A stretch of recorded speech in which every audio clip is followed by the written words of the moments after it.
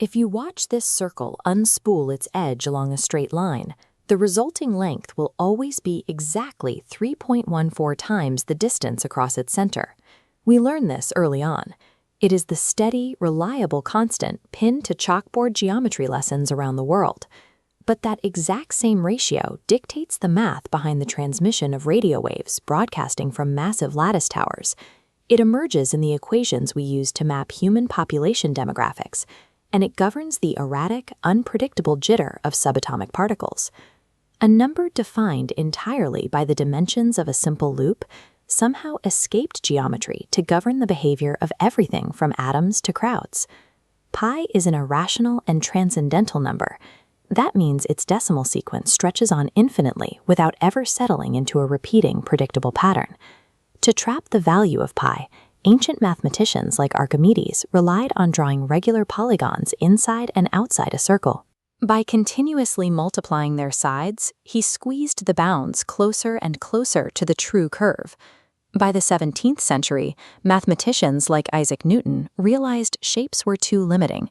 They abandoned physical geometry entirely, turning instead to infinite series of fractions to calculate the expanding decimals. Its absolute refusal to be resolved by a simple drawing proved that this constant belonged to a much deeper layer of mathematics. That deeper layer includes the realm of pure probability.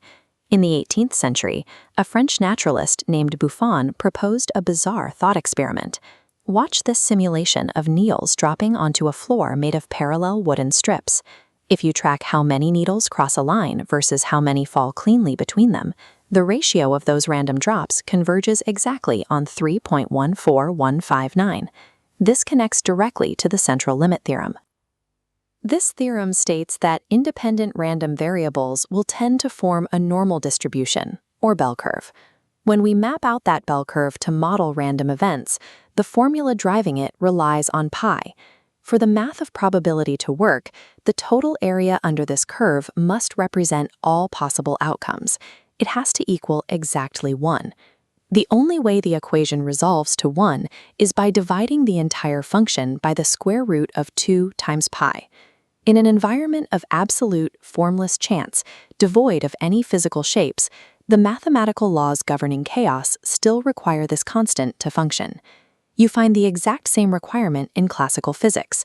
If you want to calculate the swing period of a simple pendulum, or determine the maximum load a tall structural column can hold before buckling, pi is written into the equations.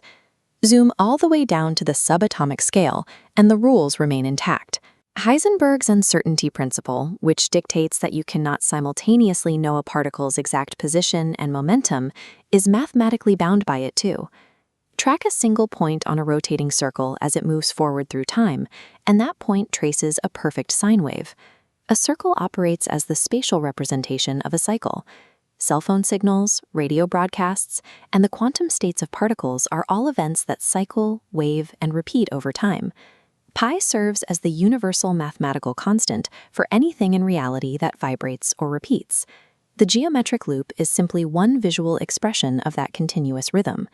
Today, we compute this constant to trillions of decimal places. Yet for practical applications, NASA only needs about 15 digits of pi to accurately navigate a probe across the solar system.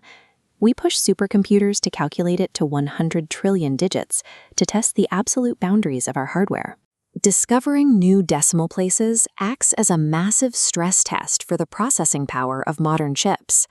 This obsession with taming the infinite has sometimes tipped into hubris. In 1897, the Indiana state legislature actually debated a bill that would have legally forced pi to equal a simple finite fraction. The bill failed. You cannot legislate a boundary onto a transcendental number. Just as we will never reach its final decimal place, we will never fully untangle it from the mechanics of our universe. Pi is the bridge between a physical loop and a recurring pulse. As long as the cosmos continues to spin and vibrate, this ratio will remain the essential tool for measuring the frequency.